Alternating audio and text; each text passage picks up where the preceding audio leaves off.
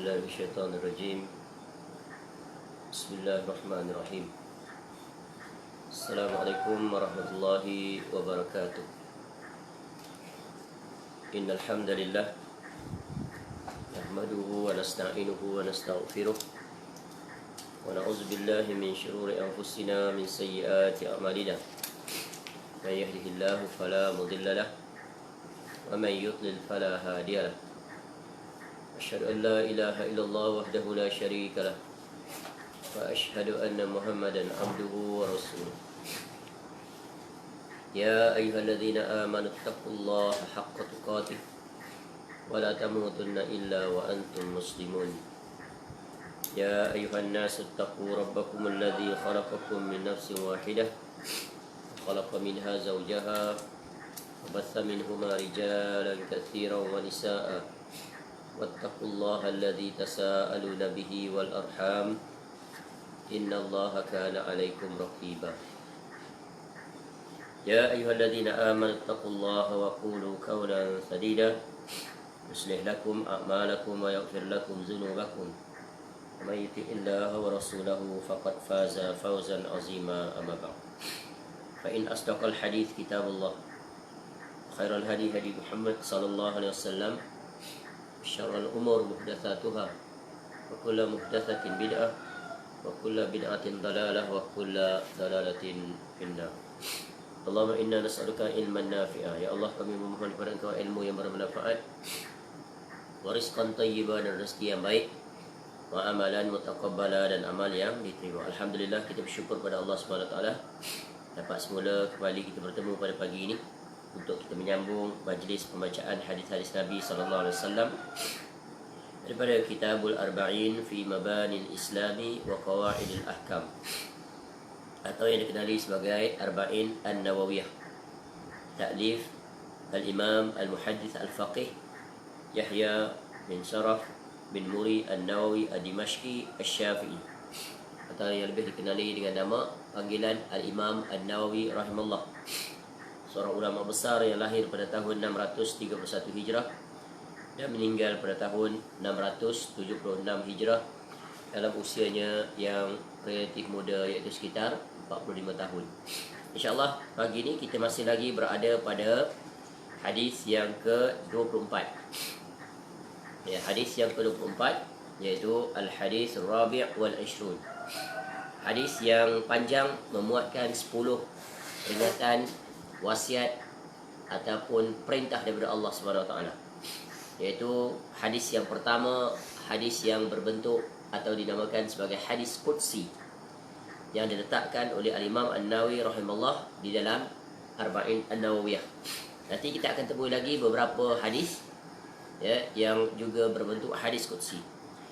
Dan hadis qudsi adalah merupakan hadis yang di mana datangnya daripada Allah SWT, tetapi diucapkan dalam dalam lafaz lisan Nabi SAW. Baik. Dan kita telah jelaskan sebelum ini perbezaan di antara hadis qudsi dan firman Allah SWT, iaitu kalam Allah daripada ayat-ayat Al-Quran. Ada perbezaan. Baik, kita telah menjelaskan sebelum ini 2 daripada 10 perkara yang terkandung di dalam hadis yang ke-24 ini. InsyaAllah pagi ini kita akan lanjutkan dengan 2 perkara yang seterusnya yang disebut oleh Allah SWT, yang difirmankan oleh Allah SWT, iaitu pada perintah ataupun pada peringatan ataupun wasiat yang ketiga dan keempat. Baik, kita baca langsung saja hadis ini, kemudian kita akan huraikan.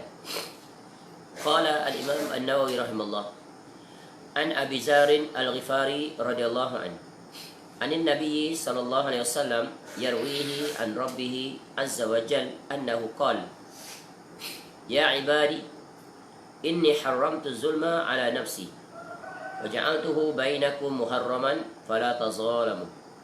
Ya ibadi kullukum dallun illa man hadaituhu fastahduni ahdikum. Baik, wasiat yang pertama, yang kedua ini telah selesai berlalu penjelasannya. Hadis ini daripada Abu Zar Al-Ghifari radhiyallahu anhu, daripada Nabi SAW, daripada Nabi SAW. tentang apa yang Nabi SAW riwayatkan daripada Rabbnya Azza wa Jal, bahawa dia berfirman, wahai hamba-hambaku, sesungguhnya aku mengharamkan kezaliman atas diriku dan aku menjadikannya haram di antara kamu, maka jangan kamu saling menzalimi. Ini telah berlalu penjelasannya. Yang kedua adalah, wahai hambaku, setiap dari kamu adalah sesat kecuali orang yang aku beri petunjuk. Maka mohonlah petunjuk, yang kepadaku niscaya aku akan beri kamu petunjuk. Selesai. Dua. Sekarang kita akan masuk yang ketiga dan yang keempat. Jadi kita baca setakat itu dulu. Jika sempat untuk melanjutkan penjelasan kepada perkara yang seterusnya, maka kita akan lanjutkan. Yang ketiganya adalah, ya ibadi, kullukum ja'i'un illa man at'amtuhu fastat'imuni ut'imkum. Ya ibadi, kullukum arin illa man kasautu fastaksuni aksukum. Baik.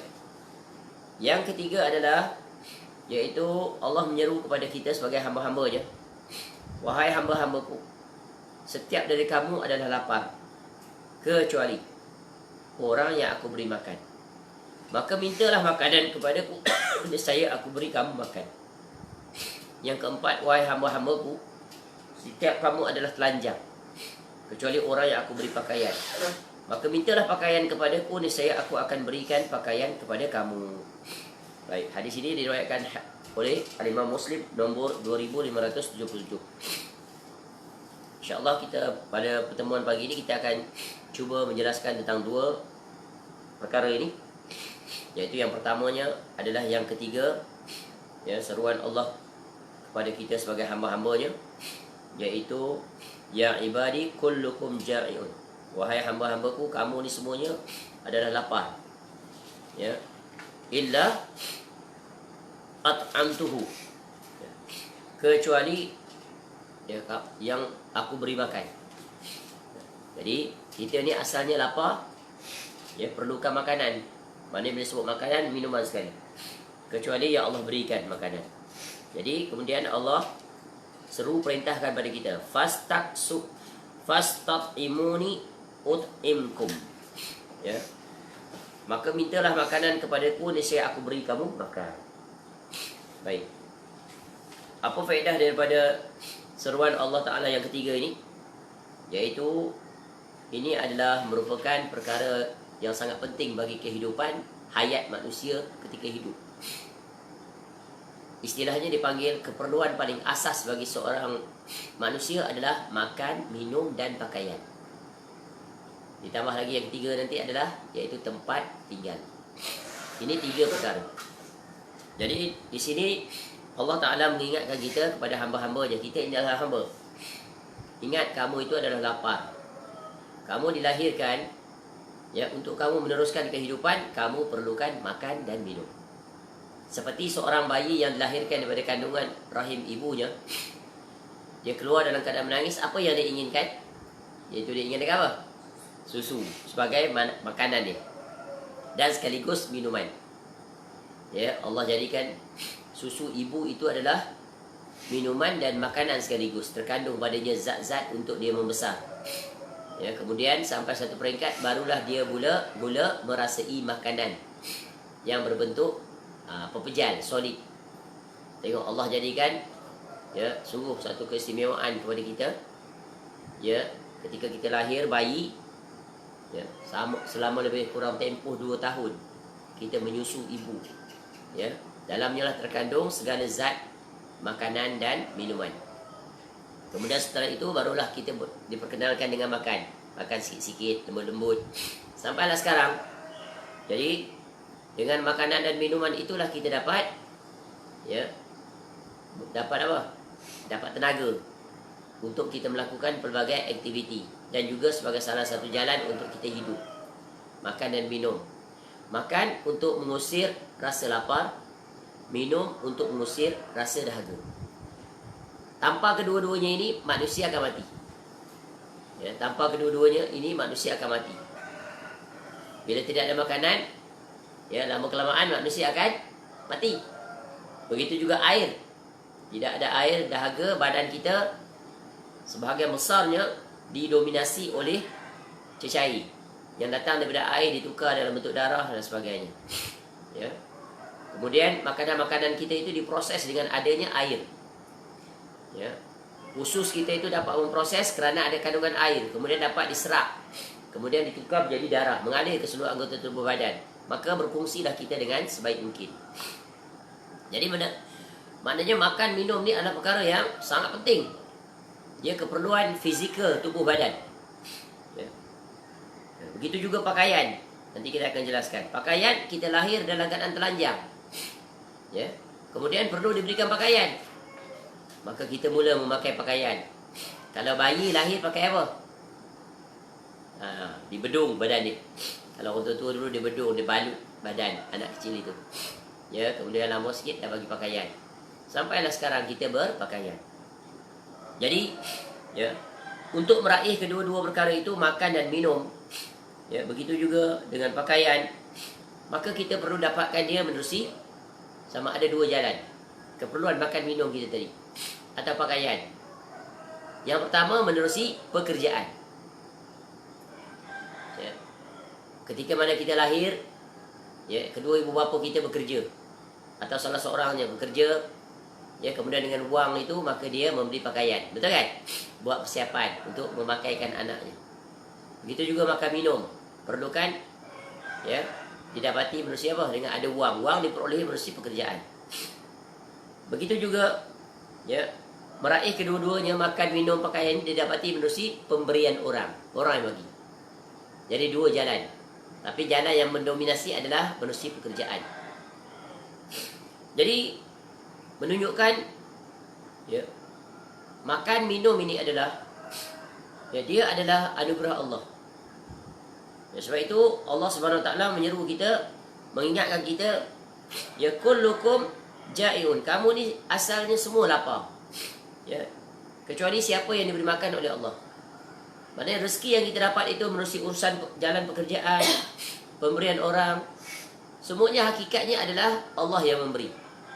Kita berusaha, maka kemudian Allah memperkenankan usaha kita, maka dapatlah kita wang, kemudian kita boleh membeli pakaian. Betul kan? Atau Allah menggerakkan hati orang lain untuk memberi hadiah atau sedekah pakaian. Macam contoh anak yang baru dilahirkan, bayi itu, ya, gembira kedua ibu bapa dia. Kemudian akan ada rakan taulan datang bawa hadiah, betul kan? Biasa hadiah yang diberi pada bayi apa? Baju baby. Ya, botol susu, kelengkapan dia, bedak-bedak dan sebagainya. Nampak tak? Jadi inilah dia. Namun di sini apa yang penting adalah, ya, rezeki itu yang Allah berikan pada kita, makan dan minum itu, bagaimana untuk menunjukkan rasa syukur kita kepada Allah. Sebab ini nikmat yang sangat besar. Apatah lagi makan minum itu adalah makanan sampai satu peringkat kita dapat Allah berikan kurniaan menikmati makan minum. Bukan hanya sekadar untuk mengusir rasa lapar, bahkan untuk mendatang nikmat kesedapan. Itu tahap yang kedua. Ya, tapi tahap yang paling utama adalah nikmat yang paling agung. Kita ni Allah berikan nikmat untuk mengecapi makanan apa saja tanpa sebarang pantang larang. Ini nikmat paling agung. Apa saja makanan yang disodorkan kepada kita, semua kita boleh makan. Pantang aja. Ya, bukan pantang jumpa, pantang diberikan boleh makan. Apa saja, semua kita boleh makan. Nikmat tak? Ada orang yang telah ditarik nikmat makan. Tak boleh makan itu, tak boleh makan ini. Makanan bergula tak boleh makan. Ya, sebab diabetes. Makanan berlemak tak boleh makan sebab kolesterol. Ya, tersumbat arteri darah dia. Maka banyaknya yang dia tak boleh makan. Garam tak boleh makan, blood pressure dan sebagainya. Ini kan Allah tarik nikmat satu persatu. Jadi sebab itulah bila disebut tentang makan lapar ni sebenarnya ada lebih besar daripada itu. Iaitu apa? Hendaklah kita, ya, menikmati makanan yang Allah kurniakan itu, yang tak terhitung, tak terhingga. Maka hendaklah kita bersyukur di atas nikmat Allah. Dan hendaklah kita pastikan makanan yang kita raih itu adalah makanan yang halal. Halal zatnya, halal sumbernya, halal cara mendapatkannya. Dan ini telah berlalu penjelasannya ketika kita mengambil faedah daripada hadis yang ke-10. Jadi bahagian ini, ya, iaitu perintah Allah, ya ibadi, yang ketiga, kullukum ja'iun illa at'amtuhu fastat'imuni ut'imkum, sangat berkairat dengan hadis yang ke-10. Hadis yang ke-10 telah berlalu, di mana Nabi SAW bersabda, Inna Allah Ta'ala tayyibun, la yakbalu illa tayyiban. Wa inna Allah amara al-mu'minina bima amara bihil mursalina. Faqala ta'ala, Ya ayyuhar rasul, kulu minat tayyibat, wa'malu saliha. Wa qala ta'ala, Ya ayyuhan nas, Ya ayyuhalladzina amanu kulu min tayyibati ma razaqnakum. Ya, jadi ini adalah kaitannya dengan hadis yang telah berlalu. Sesungguhnya Allah Ta'ala itu dia maha baik. Dia tidak menerima kecuali yang baik. Ya, dan sesungguhnya Allah memerintahkan orang-orang beriman, sebagaimana dia memerintahkan para rasulnya dengan firman-Nya, Wahai para rasul, makanlah yang baik-baik dan beramallah dengan amal yang soleh. Ya, jadi ini menunjukkan apa? Makanan sebagai tanda syukur. Kita makan tu untuk apa? Ada tenaga, ada kekuatan. Di samping untuk melakukan aktiviti harian kita, ya, juga kita gunakan untuk kita melakukan amal ketaatan kepada Allah. Jadi Allah beri kita rezeki, kita menikmatinya. Sebagai tanda syukur, kita gunakan sebahagian daripada rezeki yang berada dalam tubuh badan kita, kekuatan tenaga itu untuk apa? Melakukan ibadah ketaatan. Jadi mafhumnya, sesiapa yang tidak menggunakan kekuatan tubuh badannya hasil daripada makan minumnya itu untuk beribadah kepada Allah, maka sungguh dia telah melakukan kederhakaan, kekufuran kepada Allah. Sebab dia bersyukur. Tak bersyukur maknanya kufur nikmat. Baik. Kemudian juga Allah Ta'ala berfirman, wahai para rasul, wahai orang yang beriman, makanlah yang baik-baik dari apa yang kami rezekikan pada kamu. Ini kita telah jelaskan maknanya rezeki yang baik-baik. Cari rezeki yang halal. Pastikan sumbernya halal. Pastikan zatnya halal. Cara mendapatkannya halal. Dan makannya pula jangan melanggari aturan. Dalam bab makan minum, Nabi SAW ajar kita, iaitu mesti apa? Makan mengikut cara yang diajar oleh Nabi SAW. Jadi Allah memerintahkan kita agar mengikut apa yang telah diajarkan oleh Nabi SAW dalam makan minum. Umpamanya makan, mestilah dimulai dengan berdoa. Berdoa sekurang-kurangnya Bismillah. Bismillah. Sebagaimana telah berlalu, barangkali kita telah jelaskan. Nabi SAW menyebutkan pada seorang anak kecil, Ya ulam, Sammillah mimma yalikul biyamini. Atau dalam hadis lain, Nabi SAW menyebutkan, bukan, dalam hadis lain pula Nabi SAW menyebutkan makan, minum, guna tangan kanan. Dua perkara yang paling pokok dalam makan minum ni adalah, iaitu menyebut nama Allah dan guna tangan kanan. Jangan sekali-kali guna tangan kiri. Iza akala ahadukum falyakul biyamini, wa iza syariba falyashrab biyamini. Fa inna syaitana yakulu bishimal wa yashrabu bishimal. Bila kamu makan, salah seorang daripada kamu hendaknya dia makan dengan tangan kanan. Bila dia minum, hendaklah dia minum dengan tangan kanan. Kerana apa? Syaitan dia makan dan minum dengan tangan kiri. Kemudian makan yang terdekat. Itu adab. Dia makan yang terdekat.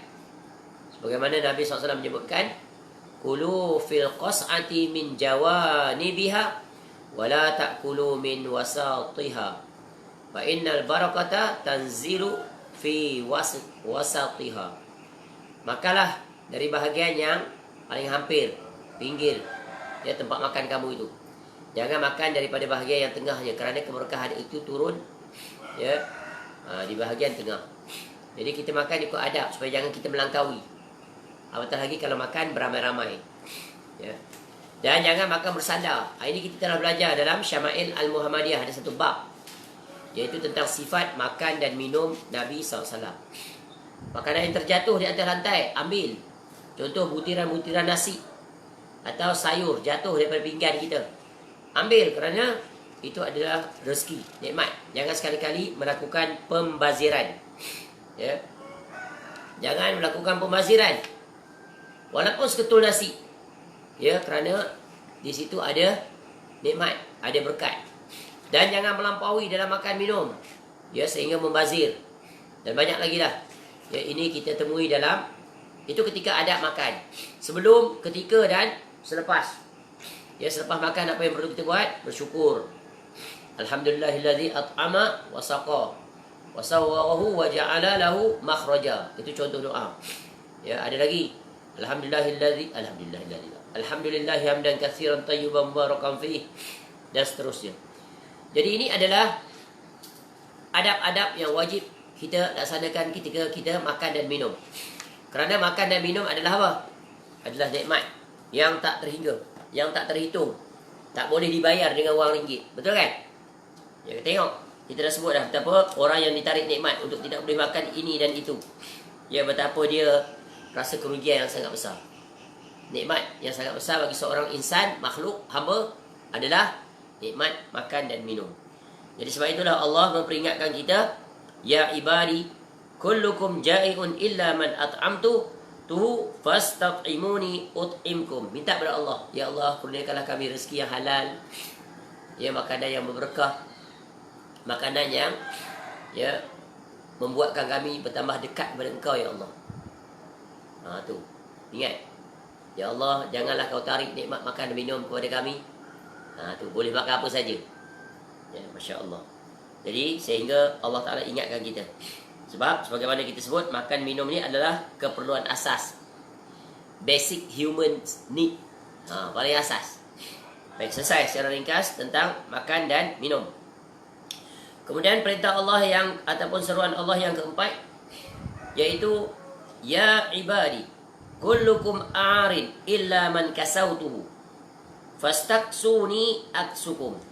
Ya, wahai hamba-hambaku, kamu tu telanjang, ya, tak berpakaian, ya, maka aku beri pakaian.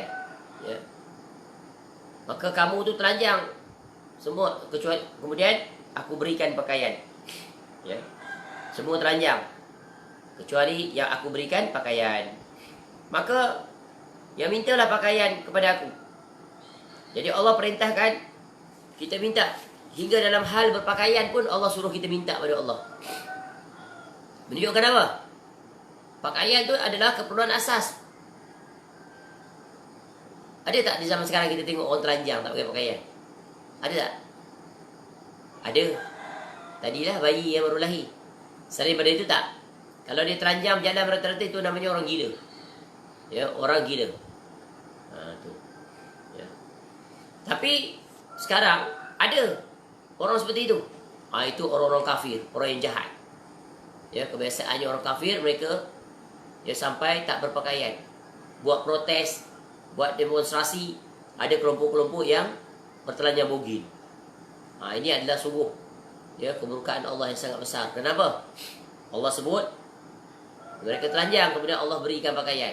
Tiba-tiba mereka tanggal dengan pakaian mereka. Sebab itulah berpakaian adalah, iaitu maruah seorang insan, seorang hamba. Ya.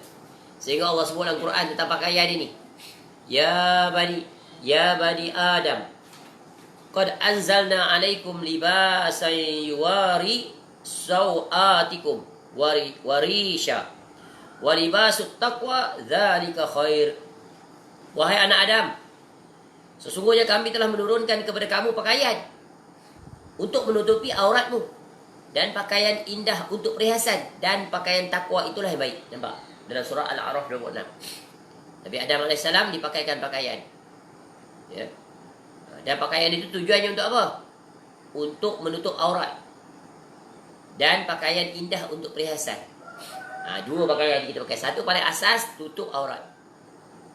Itu perintah Allah. Kemudian tambahannya untuk perhiasan, cantik, indah, sedap mata memandang. Tapi dalam batasan-batasan yang ditetapkan oleh syariat. Namun pakaian terbaik apa? Pakaian yang takwa. Pakaian takwa itu yang paling baik adalah apa makna pakaian takwa? Itulah pakaian yang kita pakai sesuai dan menuruti syariat yang telah ditetapkan. Ya. Sebab itu Nabi SAW menjelaskan kepada kita tentang etika berpakaian.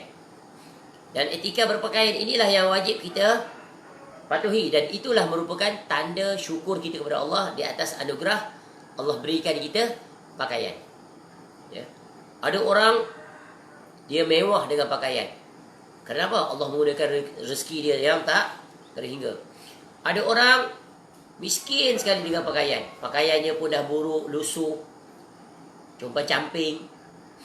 Ya, ada pun barangkali sepasang atau dua pasang saja. Ada orang almarinya penuh. Ya, penuh. Bukan untuk seminggu, barangkali untuk sebulan. Tiap-tiap hari dia boleh pakai baju yang berbeza-beza.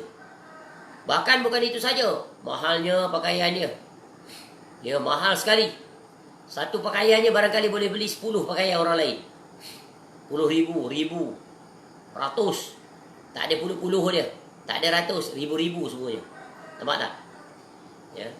Jadi itu nikmat yang Allah berikan, setiap orang berbeza-beza. Namun ukurannya yang paling penting adalah pakaian itu adalah pakaian takwa. Maknanya pakaian takwa itu adalah apa? Pakaian yang sesuai dengan syariat. Namun begitu dalam hal berpakaian, Nabi SAW ajar kepada kita, Inna Allaha jamilun yuhibbul jamal, al-kibru batarul haq, wa ghamtun nas. Ya, sesungguhnya Allah itu indah. Ya. Maka dia suka pada keindahan. Sombong adalah menolak kebenaran dan suka meremehkan orang lain. Apa kaitan ni? Yaitu berpakaian jangan membawa kepada kesombongan. Sebab banyak orang terkena penyakit sombong menerusi pakaian.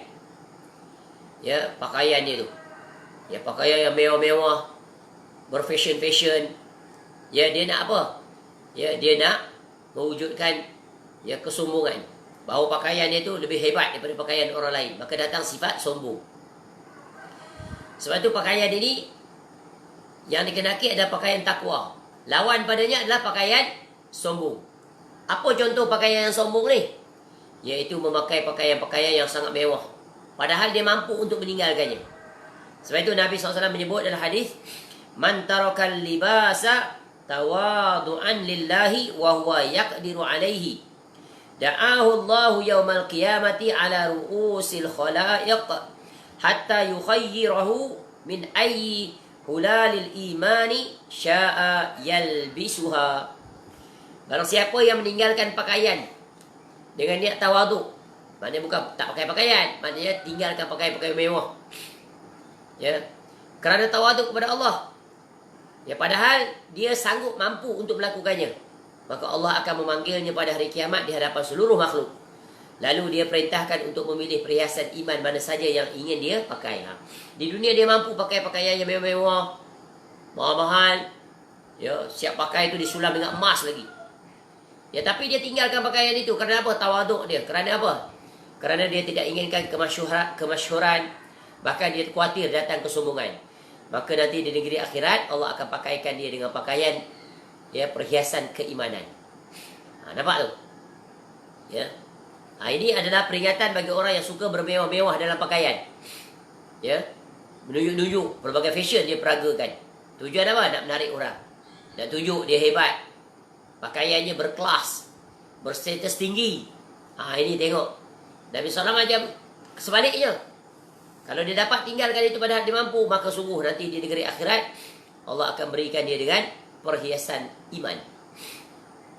Kemudian dalam bab pakaian juga, ya, tidak memakai pakaian syuhrah, sensasi, sehingga dia pakai pakaian itu berbeza dengan orang lain, sehingga orang semua memerhatikan dia. Bukan semestinya pakaian yang mewah, tak. Contoh dalam masyarakat tu orang pakai semua kebiasaan saja. Tiba-tiba dia datang dengan pakaian compang-camping, lusuh, koyak sana, koyak sini. Ya, padahal dia mampu pakai pakaian yang setara dengan orang ramai tu. Dia begitu pakai begitu. Maka itu dilarang. Begitu juga dalam masyarakat itu dia pakai pakaian yang pelik. Ketika di situ orang situ pakai kopiah contohnya, orang ahli masjid dan sebagainya. Kopiah biasa saja. Tiba-tiba dia pergi pakai kopiah yang tajam, tinggi, melangit. Sorban besar 3 kilo. Ya, jubah dia bukan main lagi. Warna merah luar biasa. Itu dilarang. Sebab apa? Menyelisihi kebiasaan masyarakat setempat. Ya, sebagaimana Nabi SAW melarang. Man labisa thawba syuhratin albasahu Allahu yaumal qiyamati sauban mislah thumma yulhabu fihi an-nar. Barang siapa yang memakai pakaian syuhrah, maka Allah akan memakaikannya pakaian serupa pada hari kiamat nanti, kemudian dalam pakaian tersebut akan dinyalakan api neraka. Wal iyazubillah. Sebab apa? Dia nak membezakan diri dia dengan orang lain. Kemudian nak menunjukkan kebesaran, kehebatan dia tu. Kalau dia pakaian macam tadi tu, dia sorban sampai 3 kilo, kopiah sampai meninggi ke langit, tu nak tunjuk kononnya dia alim, dia hebat. Ya, ada kelebihan dia berbanding dengan orang. Ini siap. Nanti akan dinyalakan dengan api neraka. Jadi sebab itu, tengok Islam tu ajar supaya kita jangan menyelisihi orang ramai. Selama mana tidak melanggar syariat. Sebab berpakaian ini ada sunnah jibiliyah. Ya, pakai ikut masyarakat setempat. Ya, jangan menyelisihinya. Contoh, kita pergi ke kawasan orang asli untuk berdakwah, masuk lautan. Orang asli ni pakai cawat aja. Pakai pakaian-pakaian yang sesuai dengan masyarakat dia. Kita pakai pakaian yang sesuai dengan kita. Jangan pula kita pergi situ, ya, pakai jubah, pakai serban, pakai tongkat lagi. Ya, nanti dia tengok pelik. Ya, dan bukan mendekatkan dia pada Allah, menjauh. Jadi kita pakai sederhana saja. Ya, seperti yang kita biasa pakai. Ya, supaya tak timbul gap yang sangat luas. Itu sekadar contoh, dah banyak lagi. Ya, kiasan-kiasannya. Ya. Ini adalah dalam bab berpakaian. Kemudian Nabi SAW ajar kita berpakaian adab. Mulakan daripada kanan. Ya, mula daripada kanan. Ya, kemudian melepaskan pakaian dari arah kiri. Sebab Nabi SAW suka melakukan hal-hal kebaikan yang dimulai dengan kanan. Baik. Kemudian pakaian khusus bagi orang lelaki. Ya, sarungnya, seluarnya, jubahnya, hendaklah dijauhi daripada melebihi buku lali. Jangan melepasi buku lali. Ya, kerana apa? Nabi SAW menyebutkan izratul mu'min ila adalah saqai summa ilal ka'bain fama kana asfala min zalika fahiyan nar. Ya, fafinna. Ya, panjang, ya, izar iaitu pakaian. Ya, sarung. Ya, sarung ke, seluar ke, kalau kita sarung kain pelikat. Ya, jubah. Ya, bagi seorang muslim hendaklah sampai ke otot betis dia. Mata kaki tu. Atau sampai batas mata kaki. Mana betis paling atas, ya, bawah pada, dia panggil apa ni? Lutut. Ya, atau paling bawah, ya, sebelum mata kaki. Tu. Adapun pakaian yang melebihi daripada mata kaki tadi, dia maka tempatnya di neraka. Pakaian tu tempatnya di neraka. Imani saja hadis ini. Ya. Jadi pakaian itu sehingga sampai itu Nabi SAW ajar. Apa alasan, apa logiknya tak boleh melebihi mata kaki? Wallahu a'lam. Ya. Bab yang berkaitan dengan perkara-perkara ghaib ini imani saja. Tu. Nabi SAW juga bersabda, wa iyyaka wa isbalal izar fa inna isbalal izari minal makhilah wa la yuhibbuhu Allah. Ya, wa la yuhibbuhu Allah. Jangan sekali-kali kamu melakukan isbal. Isbal apa tadi? Pakaian melepasi buku lali. Maknanya daripada buku lali itu dia turun sampai ke tapak kaki ke, ya, dan seumpamanya. Kerana isbal itu termasuk perbuatan sombong yang tidak disukai oleh Allah. Nampak? Ada hadis lain, iaitu menyatakan isbal kerana sombong dilarang, masuk neraka. Tapi hadis ini pula, dia kata jangan sekali-kali kamu melakukan isbal. Kerana isbal itu termasuk perbuatan sombong yang tidak disukai oleh Allah. Maknanya apa? Ya. Perbuatan itu sendiri menandakan sombong. Apatah lagi kalau dalam diri dia ada kesombongan. Jadi double. Jadi, begitu juga hadis tentang isbal ni banyak. Menunjukkan apa? Besarnya perkara ini. Ya, maka jalan selamat keluar kita. Walaupun ada ulama mengatakan berdasarkan hadis lain, isbal itu tak terlarang jika tak diiringi dengan kesombongan. Namun hadis ini dua ni menyebutkan tidak ada kesombongan di situ, tapi ya fafinnar. Ya. tempat di neraka. Ya. Tengok hadis yang kedua kita baca. Jangan sekali-kali kamu melakukan isbal. Kerana isbal itu termasuk perbuatan sombong. Perbuatan dia. Bukan dengan etikad tadi, pelaku dia. Jadi, ya bila disambung, bila digabungkan dua-dua ni, dan hadis-hadis yang lain, jalan selamat bagi kita adalah apa? Iaitu tidak isbal. Sebab, selamat kita. Ya, pasti selamat. Ya. Dan, yang lebih utamanya adalah, Nabi SAW sendiri pun tak isbal. Padahal Nabi SAW tak ada langsung sifat, ya, ataupun tak ada langsung, ya, bersebab di sini. Kan tadi dua. Satu isbal, tanda sombong. Satu lagi, ya, isbal diumbangkan ke neraka sebab sombong. Nabi SAW ada tak sifat itu sombong? Langsung tidak ada. Nabi SAW ada orang yang paling bertakwa. Dalam keadaan itu pun Nabi SAW tetap tak melakukan isbal. Apa mafhumnya? Apa mafhumnya? Maknanya, kita ni memang tak dapat jauh daripada sombong. Ada masa kita akan ada kesombongan. Jadi dalam keadaan itu lebih baik jalan selamat ikut Nabi SAW. Padahal Nabi SAW adalah, ya, Rasul yang bertakwa. Paling bertakwa, tidak tandingan. Tapi tetap Nabi SAW tidak melakukan isbal. Padahal boleh saja Nabi SAW melakukan isbal. Kerana Nabi SAW pasti akan lakukannya tanpa ada kesombongan. Itu yang pertama, kaedahnya. Ya, ikut Nabi SAW. Kamu sombong ke, kamu tak sombong ke, tetap ikut Nabi SAW. Jangan biarkan pakaian kamu melebihi buku lali. Yang keduanya, ada kaedah. Al-khuruj minal khilaf mustahabun. Keluar daripada khilaf para ulama, ya, dalam memahami hadis ni, itu yang dituntut. Kenapa tak pakai kaedah tu? Ya, wahai orang-orang yang tetap mempertahankan, tak apa isbal, janji jangan sombong. Dua-dua kamu tu telah terkalahkan dengan dua hujah ini. Satu, Nabi SAW tak pernah sombong, paling bertakwa, tetap tak melakukan isbal. Dan kita diperintahkan untuk mencontohi Nabi SAW. Itu yang pertama. Ini dalil yang takkan ada orang menolaknya. Ya, sebab Nabi SAW contoh teladan. Ya. Yang kedua, kaedah tadi. Kan ini ada kata ulama kata tak apa, ada yang apa. Jalan selamat pilih yang mana? Yang longgar ke yang ketat? Yang ketat, iaitu, ya, keluar daripada itu pegang asal, iaitu tak isbal. Tu. Ya, selamatlah kita. Ya, pasti selamat. Tapi kalau kita pegang yang, oh saya tak sombong, sebab tu saya isbal, nanti negeri akhirat tengok yang tepatnya adalah yang ni, yang tadi tu. Ya, pakai lebih daripada buku lali ke neraka dia. Kena itu. Macam mana kita nak selamat di situ? Wahai orang yang cerdas. Ya. Padahal isbal itu perkara yang tak sulit pun. Ya. Untuk menyingkatkan seluar di atas buku lali sikit saja. Kenapa tak lakukan? Sombong sebenarnya. Ini khusus, jangan salah faham. Ini khusus untuk lelaki. Ya. Bukan untuk wanita. Wanita ada hukum lain tentang pakaian.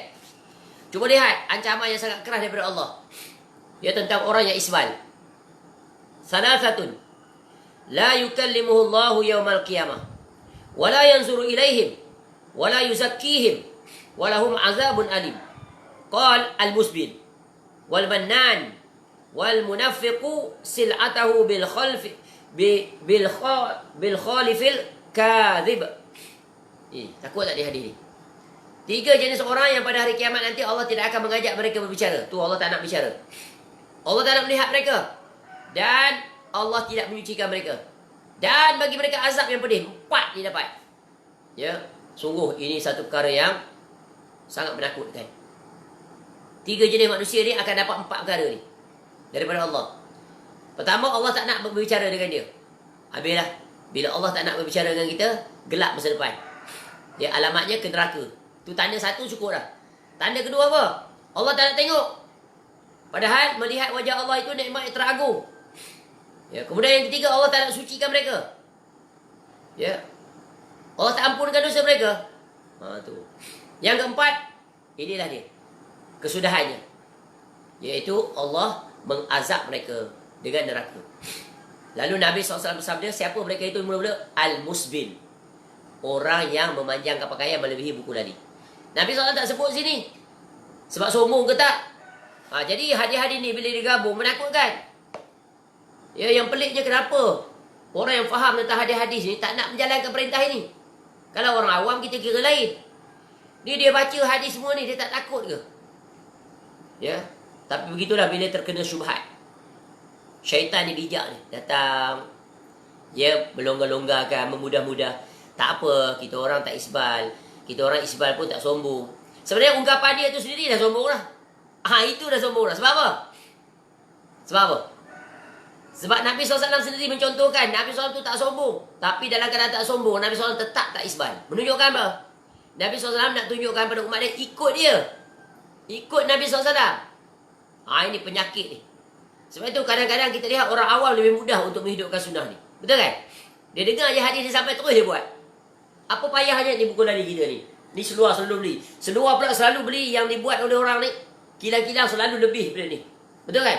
Seluar jeans ke? Orang muda kan suka pakai seluar jeans. Tak payah, tak sulit ke? Tak sakit ke mata kita? Tak stres ke bila tengok pakaian orang lipat-lipat begini seluar? Sampai berbelit-belit. Kamu menyusahkan dia ketika dia pakai seluar dia tu. Yang dia lipat tu untuk apa? Seluar tu kan boleh pakai pun. Dia tak tinggi lagi dah. Tak tinggi lagi dah. Dia potong sajalah. Tapi tetap dia lipat. Pelik dah. Pelik kan? Ni kena penyakit. Talbis iblis. Halus. Tu kan bila dia nak pakai dia kena lipat. Kemudian sekejap lagi bila dia nak berwuduk dia buka, dia lipat lagi. Yang peliknya ketika berwuduk, ketika dia lipat dia tak buka. Angkat atas buku lagi. Nampak tak? Ni Allah bagi hujah pada kamu. Perbuatan kamu tu sendiri menunjukkan dia adalah sesuai fitrah. Cuba lihat lelaki yang pakai seluar panjang. Ketika dia nak berwuduk dia lipat. Ketika dia solat dia buka tak lipat dia. Dia tak. Dia atas buku lagi. Sebab solat ya memang automatically dia kena atas. Tengok dia lipat. Tu automatik. Kenapa kamu tak potong? Potong saja, tinggal sini. Kemudian dari sisi kebersihan terjaga, betul kan? Pakaian kamu yang lebih tu tak menyeret. Kadang-kadang kesian tengok orang pakai musbil. Sampai dia pijak di atas tapak kaki dia tu. Lebihan dia tu. Dan kalau kita tengok pun huduh orang pakai seluar lebih daripada buku lari. Tapi yang peliknya kalau dia jadi trend, semua orang ikut. Pernah satu ketika dulu, zaman trend, ni seluar hanging. Betul kan? Semua pakai ikut. Ni manusia ni, kalau orang kafir buat semua dia ikut. Kalau zaman seluar bell bottom, belly button apa benda dulu zaman. Tu. Kembang kat bawah, kecil kat tengah, kembang balik sini. Ada pula yang cut straight kecil, sekarang lagi penyakit. Fit body, kecil tu, apa straight cut? Fit tu. Cutting, semua pakai macam tu. Haram hukum dia sebab apa? Menampak anggota tubuh badan. Macam kita sebut tentang orang cyclist tu. Your fit body. Orang kafir buat semua ikut. Yang Nabi SAW suruh buat dia tak nak ikut. Yang peliknya orang agama ni pandai dia datang takwil itu takwil ini. Padahal payah tak kamu nak potong sekadar di atas buku lari. Dan yang menakjubkan sunnah ini, sunnah yang wajib ini dibuat oleh orang perempuan. Orang perempuan juga lihat. Muslimat tu. Kebanyakannya pakaian mereka atas buku lari. Kalau dia pakai kasut tinggi, nampak kasut dia. Nampak tapak kaki dia. Nampak ni, bawah ni betis dia. Wanita cuba lihat kebanyakannya. Padahal haram. Wanita dia wajib memanjangkan sejengkal daripada buku lari. Tengok Nabi SAW kata apa. Ya, para wanita wajib memanjangkan pakaian mereka. Pakaian yang bawah ni. Ya, agar kedua kakinya tidak kelihatan. Zailul mar'ati shibrun. Panjang hujung kain wanita adalah sejengkal di bawah mata kaki. Ni. Mesti dia tapak atas tanah ni. Tutup kaki dia tak nampak. Yang peliknya waktu solat dia tutup. Pakai stokin lagi. Pakai mukena putih tu lagi. Padahal pakai jubah dia cukup dah. Tapi ketika luar solat dia buka habis. Nampak balik. Ya, pakai kasut dapat tinggi lagi nampak. Nampak betis lagi. Tak pakai stokin pula. Lagi nampak. Ketika dia duduk kat pejabat dia duduk atas kerusi, duduk kat kantin, orang bukan tengok dia, orang nampak kaki dia. Dia kodik kat bawah. Nampak tak? Ni, bencana. Dua-dua je bencana. Yang lelaki isbal, yang perempuan tak isbal, terbalik. Allahumma musta'an. Kenapa jadi demikian? Inilah Allah ingatkan ni. Kamu tu telanjang. Jangan kamu telanjangkan diri. Telanjang tu bukan maksudnya telanjang 100% saja, tak. Telanjang tu kata Nabi SAW berpakaian tapi telanjang. Betul kan? Para wanita pakai tapi telanjang. Apa maksud telanjang? pakai tak ikut spesifikasi syariat. Sebab itu para wanita lebih ketat lagi pakaian. Sebab dia adalah aurat, kecuali wajah dan tapak tangan. Kaki aurat. Dan pakaiannya ada yang pertamanya apa? Longgar. Tak menampakkan body dia tu. Tak nampak bahagian dada, tak nampak bentuk. Tak nampak bahagian punggung dia. Mesti longgar. Bila kita tengok tu one shape aja. Macam buah nangka. Tak nampak shape apa-apa pun. Lurus saja. Rambut dia tak boleh ditunjukkan. Pintal-pintal bersanggul nampak. Dia kena turun ke bawah. Ya. Kalau dia sanggul, pastikan ini tak membentuk. Sebab apa Nabi SAW sebut? Seperti punuk-punuk unta. Tu. Ya, berpakaian tapi telanjang. Sebelum tu Nabi SAW sebut apa? Ramai penghuni neraka adalah wanita. Kemudian pakaiannya hendaklah tidak menyerupai pakaian orang kafir. Yang ketiga, bukan pakaian syuhrah. Ni tadi ni.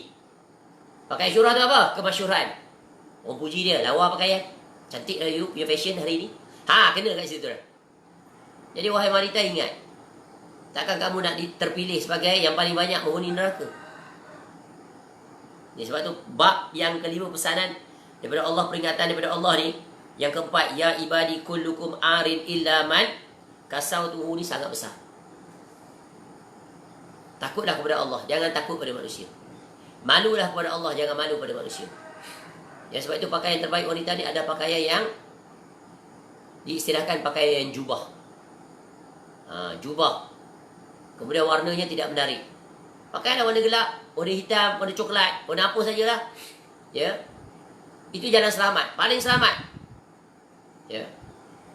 Tapi bila kita tukar pakaian itu jadi pakaian yang cantik, indah, dah, dia bukan hanya sekadar perhiasan, tapi perhiasan yang berbentuk syuhrah. Maka orang akan tertarik pada kita, lawan jenis kita, bukan mahram. Itu bencana. Ya, hari ini para wanita diajar begitu. Berfashion, pakaian macam-macam bentuk. Ya. Buat muka baju cantik-cantik. Tujuan untuk apa cantik? Cuba tanya. Untuk menarik orang pada kita, betul kan? Khususnya para lelaki puji. Ada tu sengaja pakai ketat-ketat lagi. Nak puji bentuk tubuh badan dia. Dia suka, ada pelik jenis manusia begitu. Wanita ni, dia suka orang puji bentuk badan dia sehat. Seksi. Begitu juga lelaki, sama juga. Mentang-mentang lah badan saduk, pergi gym, pakai baju ketat, nampak ketul-ketul badan tu. Tu seksi orang lelaki pula. Tu haram hukum dia. Syuhrah dan menarik perhatian. Jadi pakaiannya adalah longgar. Cuba tengok Nabi SAW suka pakai jubah, pakai gamis. Longgar. Kita pun pakai baju kemeja. Ya, pakai seluar slack. Mesti longgar. Jangan ketat. Lelaki ni. Ya. Ya. Ya. Tak payah. Dan jangan selamat baju kita pakai tuck out, bukan tuck in. Orang lelaki. Tapi ini dah kena pengaruh pakaian orang kafir. Pakai dalam, masuk dalam. Cuba lihat orang lelaki, minta maaf cakap. Kalau dia pakai tuck in, ketika dia duduk, kita akan nampak bentuk depan dia. Yang apatah lagi dia pakai seluar ketat. Aib, tapi orang dah anggap biasa. Ya. Kemudian cuba tengok. Anggota depan belakang dia mesti nampak kalau dia pakai seluar tuck in. Tambah dia badan gemuk pula. Nampak aib sekali. Anggota kubul dan dubul dia pasti nampak. Sebab dia sempit, ketat. Sebab tu kita pakai pakaian tuck out. Sebab apa kita tuck in? Ikut cara orang kafir. Orang kafir ajar kita pakai tie, bagai-bagai. Itu bukan pakaian kita, pakaian dia. Tapi tak salah. Sebab tak langgar syariat. Yang salahnya bila kita tuck in. Pakai keluar. Tak beri kesan pun terhadap prestasi kerja kita. Betul kan? Prestasi kerja bukan diukur dengan pakaian. By your performance, not by your appearance. But at least you comply to the minimum requirement. But make sure not against syariah requirement. Itu nombor satu dia. Dan kita pun ada pakaian yang boleh letak keluar, betul kan? Straight cutting. Straight cut tu. Pakai baju, kita pakai baju koko, baju collar bulat ni. Kan kemas. Macam kita pakai coat tu. Coat tu kan boleh pakai keluar pun. Betul kan? Pakai pakaian tu. Ya. Malu kita, aib seorang lelaki, berdosa lagi. Ya. Cuba tengok pakaian yang terbaik. Tengok orang Pakistan. Dia pakaian yang paling comply dengan syariat. Orang lelaki dia tengok. Betul kan? Pakai apa tak tahu nama dia. Tengok dia pakai seluar apa elok dah. Tak isbal. Tengok pakaian Pakistan tu, pakaian tradisional dia. Tu pakaian tradisional tapi comply. 100%. Dia pakai seluar macam seluar Melayu kita lah, tapi longgar, betul kan? Longgar, kemudian tak lebih buku ladi. Kemudian dia punya baju atas dia, gamis tu. Kita pakai baju apa? Baju kurta lah istilah kita, tengok. Nampak tak? Dia depan dia tutup sampai ke lutut. Belakang tutup buntut sampai ke lutut. Mana nampak aurat dia? Kalau dia tak pakai seluar dalam tak apa. Kita dah pakai seluar slack, pakai seluar dalam lagi, kemudian tak in. Nampak seluar dalam kita tu. Malu kita. Tapi dah biasa. Sebab apa? Ingat, benda yang biasa asalnya maksiat, lama-lama orang anggap itu adalah makruf. Kecuali orang yang diselamatkan oleh Allah. Sebab tu pakaian ni Nabi SAW ajar. Jadi pakai seperti itu. Kemudian kita buat baju kemeja kita tu biar panjang, melepasi buntut kita. Orang lelaki. Itulah pakaian takwa. Tak boleh buat dia. Kita boleh lebih selesa. Bayangkan pengalaman. Ada orang pernah pengalaman dia pakai baju tak in, dia jadi trainer. Tengah-tengah pagi latihan dia lupa nak zipkan seluar dia kat depan. Bayang. Dia trainer. Terbuka zip nampak. Itu kalau pakai seluar dalam. Kalau tak pakai, aib sepanjang zaman. Nampak tak? Kalau kita pakai baju tu tak out keluar, selamat tak? Selamat. Tengok tu hikmah Allah jadikan. Banyak kebaikan. Ya, kadang-kadang zip tu koyak. Ya, ada lagi pakaian luar tu. Ini ya kena beri perhatian. Kita kena tukar cara berpakaian, penampilan sesuai dengan syariat. Jangan ikut amalan orang ramai. Pakai keluar. Ya. Tu. Dulu pakaian yang pakai luar ni biasanya ustaz-ustaz je pakai. Sekarang ustaz pun masuk dalam juga. Dia ada penyakit dah. Padahal dia baca hadis ni. Sebab apa? Take for granted. Ikut amalan orang ramai. Sebab tu agama ni bukan ikut amalan orang ramai. Ya. Sebab tu kalau baju nak tak in juga, mesti ada baju second layer. Letak keluar, tutup anggota depan tubuh badan. Ya. Tapi masalah bila kita duduk, pasti kita akan nampak anggota depan seorang lelaki. Bekas-bekas dia tu, berbekas. Istilah kasar betul-betul nampak. Tak malu ke? Sebab tu Nabi SAW suruh pakai baju letak di luar. Tutup anggota kubul dan dubul kamu itu. Sebab dia adalah aurat. Aurat ni, kubul dan dubul bukan mesti telanjang bugil nampak bahagian depan belakang. Tak. Sebab tu wanita tengok tadi. Ya, bukan makna telanjang tu tak pakaian. Tak. Dia pakai tapi nampak bentuk tubuh badan dia. Wanita ni daripada atas kepala ni sampai ke kaki. Kecuali wajah boleh nampakkan, tangan boleh nampakkan. Ya, buah dada dia, ya, apa saja punggung dia, tempat-tempat tarikan tu, semua kena tak bagi ada shape. Tapi sekarang majoriti semuanya seperti itu. Macam mana nak masuk syurga? Wahai para wanita, macam mana kamu nak masuk syurga? Ni yang sebut ni Nabi SAW. Sebab tu benarlah perkataan as-sadiqul masduq, majoriti penghuni neraka adalah wanita. Salah satu jalan mereka masuk neraka berpakaian tapi telanjang. Jadi kamu tak boleh ke berpakaian longgar? Ya, sebab apa? Ikut tiru cara orang kafir berpenampilan. Itu yang berpakaian. Belum lagi yang mendedahkan aurat. Ya. Belum lagi yang pakai tudung. Pakai ni, hijab. Tapi tak comply juga dengan syariat. Pakai kecil, copot, tutup gitu. Dia pakai pula tudung yang jadi kain lekra.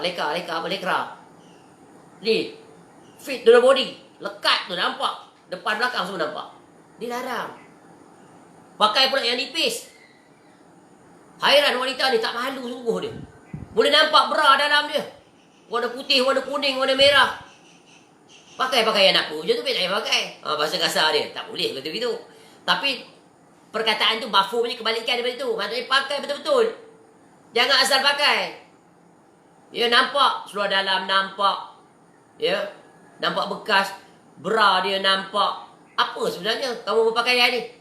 Ni Allah perintahkan lain, kamu buat lain. Kemudian kamu nak masuk syurga. Bagaimana mungkin? Wahai para wanita, ingat ni. Ni pesanan daripada Nabi SAW. Kerana apa? Nabi SAW sangat menyintai para wanita. Sayang, kesian. Itu umat dia. Jadi kita, ya ahli keluarga, suami, wajib memastikan isterinya berpenampilan. Ajar anak-anak sejak kecil berpakaian. Ni kadang maknya bukan main tutup aurat pakai jubah lagi. Anak dah besar panjang lah. Ya. Rambut pun tak tutup. Dia bangga anak dia cantik. Upload lagi dalam Facebook anak dia, perempuan. Untuk apa?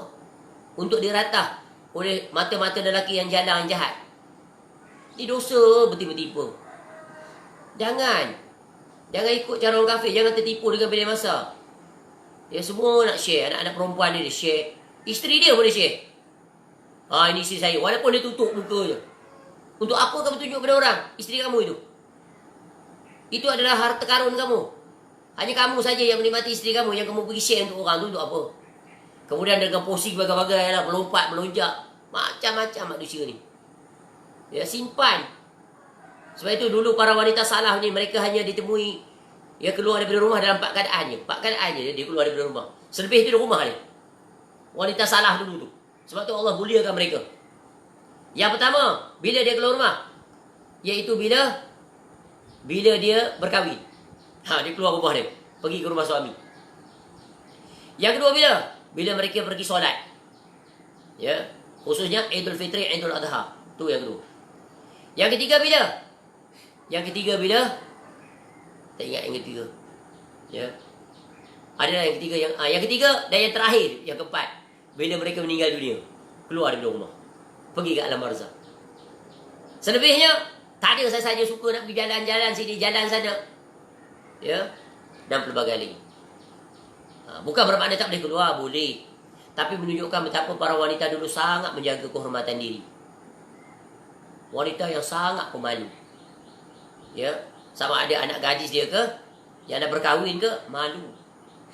Cuba kalau kita tengok pergi tengah-tengah negara Arab yang masih menjaga benda ni. Macam di Yaman umpamanya. Malu perempuan tak keluar rumah dia. Duduk di rumah. Kalau keluar pun dia tak pergi di tempat-tempat awam. Ya, bawa suami dia. Ya, ada lagi setengah-setengah tempat sangat menjaga. Itulah gambaran. Ya, yang paling utama apa? Ya, tidak bermudah-mudahan, berjalan sana, berjalan sini. Bila ada keperluan, keluar. Kalau wanita di zaman sekarang, apa keperluan dia? Keluar untuk beli keperluan rumah tangga. Nak pergi beli ikan ke? Itu dibenarkan. Berniaga. Kerja dia macam tu. Dia keluar untuk bekerja. Tapi keluar bekerja ni memang sulit lah nak jaga maruah diri di zaman sekarang. Sulit. Sebab tu ada yang wanita, akhirnya apa? Jiwa dia tak tenang. Akhirnya berhenti. Lebih baik aku kerja di rumah. Jaga anak. Anak pun tak terjaga. Orang yang jaga. Gaji mahal-mahal. Tapi begitulah Allah bagi nikmat. Bila dia nak berubah, kerana untuk mencari reda Allah, Allah bagi dia nikmat. Allah kreatifkan dia. Apatahlah di zaman sekarang. Bukan mesti dia dapat duit melalui pekerjaan ke pejabat. Tak. Duduk di rumah boleh dapat duit. Buat berniaga online, bagai-bagai. Lagi banyak duit pula dah. Ya, lagi banyak masa pula dah. Ya, lagi banyak masa dia untuk dekat kepada Allah. Ya, menuntut ilmu, mendidik anak, jaga suami. Ya, dia tak diarahkan. Ya, kalau pergi kerja, orang arahkan buat itu, buat ini. Kau keluar. Dia buat sale. Pergi dengan staf lelaki, naik satu kenderaan. Jumpa pula dengan klien, salam-salam tangan lagi. Dia orang kafir ulu tangan, takkan sorry, I'm Muslim, I cannot shake hand with you. Berani cakap begitu. Ya, kecuali yang selamat. Kemudian balik baru kata, okay, you are not suitable for this position. Because you cannot interact with people. Your interpersonal skill is very poor. Dia kira begitu pula. Sebab tak bersosial. Dia ikut kaedah orang kafir. Nampak tak? Payahnya lah. Kecuali wanita yang diselamatkan. Ya, dia kerja dia jadi trainer umpamanya. Penampilan dia bukan main lawak lagi. Apa lagi yang dia tengok dia? Ya, peserta-peserta tu macam-macam jenis ragam. Mata pula macam-macam jenis mata. Ketika dia depan, okey. Ya, dilihat orang lelaki. Di belakang, orang lelaki duduk tengok daripada belakang. Sulit dia sulit. Banyaknya dosa. Wahai para wanita, kamu ni banyak sungguh dosa. Dan juga orang lelaki banyak juga dosa sebab dia. Ini. Ya, sebab itu berpakaian ini pakaian takwa. Ya, Nabi SAW memperingatkan ya kepada para wanita. Ya, tengok tentang pakaian tadi lebih pada buku lari untuk wanita. Fasira'un la yazidna alaih. Jika masih kelihatan kaki itu, maka dipanjangkan satu hasta, namun jangan lebih daripada itu. Ya. Itu pakaian takwa. Lelaki sama, wanita pun sama, jaga. Ya, kerana pakaian merupakan pintu-pintu untuk datangnya kejahatan daripada syaitan. Kejahatan mata-mata yang melihat. Begitu juga ya, berpakaian, jangan sekali-kali memakai pakaian yang bukan untuk kamu. Sekarang ni banyaklah penyakit. Orang lelaki pakai pakaian perempuan. Walaupun dia berlakon. Ni dalam berlakon dia punya banyak. Tapi berlakon akhirnya dicontohi oleh orang lain. Haram. Allah laknat orang lelaki menyerupai wanita. Dia buat apa? Parodi lah. Dia buat prank lah. Ni semua benda yang diharamkan ni. Ya, meniru-niru, menghina-hina. Ya. Tu menyinyi orang dengan prank dan apa lagi satu tadi? Prodi prank. Ya. Dia pakai pakaian perempuan, lepas tu sekejap lagi dia jadi lelaki, sekejap lagi dia perempuan. Yang buat tu lelaki ataupun perempuan. Haram hukum dia. Berdosa besar. Tu kalau tak bertaubat, siap diri untuk ke neraka. Sebab Allah laknat. Nampak tak? Betapa banyaknya orang seperti itu di zaman sekarang. Sungguh. Ya, jauhnya manusia daripada agama. Padahal di antara mereka tahu. Ya. Itulah pentingnya. Ya, para ulama yang memiliki otoriti. Mesti ada garis panduan, jelaskan pada mereka itu. Ini tak boleh, ini boleh. Ya, Masya Allah. Baik.